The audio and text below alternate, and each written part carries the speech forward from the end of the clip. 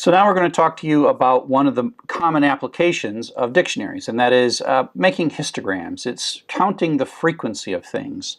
And so if you think of a histogram as, it's a little graph, and there is, how many A's, how many B's, and how many C's, and there's a histogram that says, oh, there's this many of that and this many of that.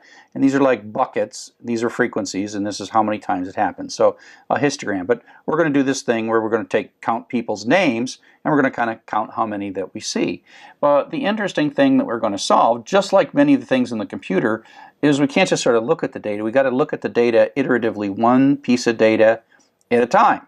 So I'm going to give you a little problem. Okay, I'm going to show you a series of names, one at a time, and I want you to count for each name, make a little bucket, and then keep counting how many things for each of the different names. Okay, you'll notice that you have to start with one and then you move across. So just watch this and tell me what's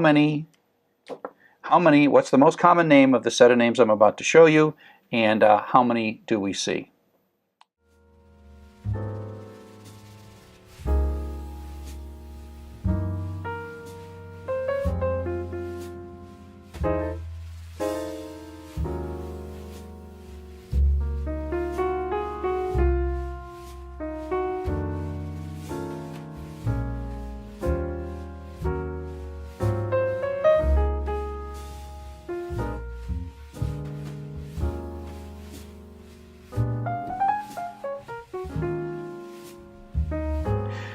So what was the most common name and how many times did you see it?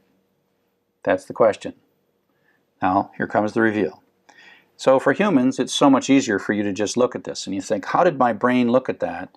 And you're like, okay, what is pretty common? Oh, maybe Chen is common. Oh, Chen,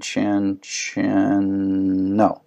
Maybe Zhen is common. 1, 2, 3, 4. Yeah, anybody else have? Marquard's got 3, C7.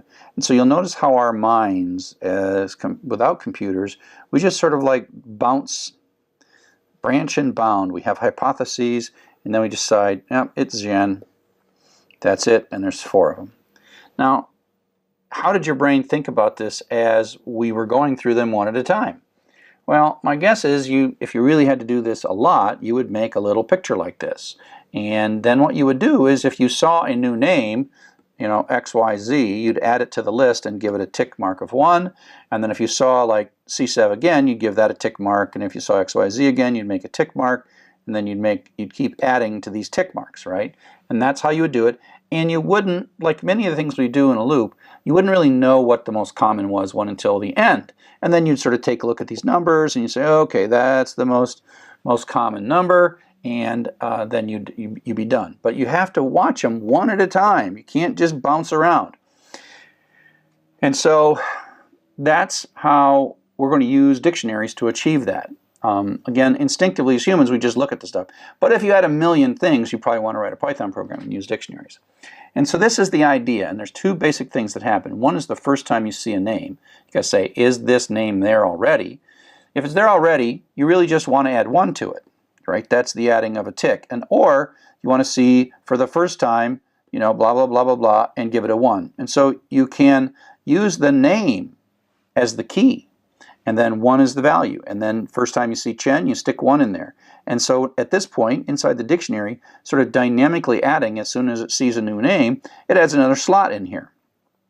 But then if you see the same name again, like Chen again, then you end up with a 1, add 1 to it, and so it's 2. And so at that point, Chen is 2. And so you can see how you can both extend the dictionary by encountering a new name, or adding when you see a name that you've already seen before. The problem with dictionaries is, like everything in Python, there are rules about what you can and can't do. And one of the, I think, kind of frustrating things about dictionaries is that you can't just look for a key that doesn't exist. So this is a fresh, brand new dictionary. We do a constructor there, and we print out sub C7, and boom, it blows up. And that's bad. But we can solve this by the in operator. The in operator we've used in the for loops. We've used it in lists. We've used it in strings. So that is a question. It's saying, is C7 in CCC? Well, this is this empty one, and so it is, no, it is not. C7 is not in CCC. And so using this in operator, we can avoid the traceback. We can say, if it's not there, put it in. If it is there, add 1 to it. And that leads us to this bit of code. Okay, and that is the kind of code that we're going to build a histogram. This is going to histogram code, okay? And so this is going to have name as our iterator, names. Sorry, I made them singular and plural. That's nice, but so name is going to be csev chen, csev gen. Now normally we'll be reading this from a file, but for now we'll keep it easy. We're going to go through this. And we're going to have counts as our dictionary. So that starts out empty, and we're going to do a simple if then else every time through the loop. If the name we're looking at is not in the dictionary already, is the key, then set it to be 1. If it's not, go get the old value, count subname, and then add 1 to it and stick it back in. So this line right here is new, adding a new thing, and this line right here is adding some things to existing things. And you do this long enough, you start with an empty one, and you do this long enough, at the very end, it will print out the histogram that you're looking for, the histogram you're looking for. And so you say, oh, we've seen csev twice, gen once, and chen twice. And so that's the idea. And so this can run 1,000,000 times if you want. Now, this notion of checking to see if a key exists and doing one thing if it doesn't exist and doing another thing if it does exist is such a common practice that the dictionary object has this method called get that collapses these 4 lines into 1 line. And so the idea is you're going to do one thing if it's in there and you're going to retrieve the current thing. Otherwise, you're going to pick a default value. In this case, we'll pick 1. I mean, pick 0. This is like the default, right? Meaning what is not there. And if you say counts, now counts is a dictionary. .get, that's like string.upper, that's a method. You give it a key and then a default. And if the key exists, you get back what's in the key. If the key doesn't exist, you get the default. Okay? So, and with no traceback, this works. So the best way to think about this is those 4 lines are equal to that 1 line, because X is either going to be whatever was in there before if it exists, or it's going to be 0. Now, the nice thing about 0 is the next thing we're going to do is we're going to add 1 to it, so that's going to get us to 1. So collapsing that loop that we saw before,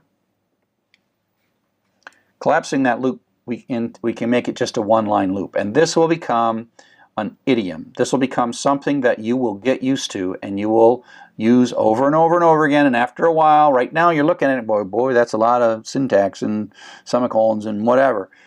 After a while, you just type this and not even think about it. It's an idiom. It's basically included in this idiom is how to both create new entries in dictionaries and update existing entries by adding 1 to them. So everything else in this is the same. Name is going to go through these 5 values, and we're going to say count subname equals counts.get name, comma 0 plus 1. And so if, for example, this already has a 1 in it, then this is going to be 1 plus 1 becomes 2. If it's not, it's going to be 0 plus 1 equals 2. And so this is the idea of if new, set it to 1, not 0, set it to 1. Because the first time you see something, the count should be 1, not 0. So that's why we make this default. Now the get can be used for anything.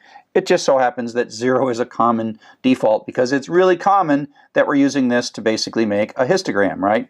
Little histogram of A, B, C, right? And so we need to make a D, but then the histogram has to start at 1. So that's basically the simplified counting with get. And you know, there's a lot of things that we're going to do inside of Python that do have to do with frequencies and how many times certain things happened. And this pattern is a really good pattern to absolutely know.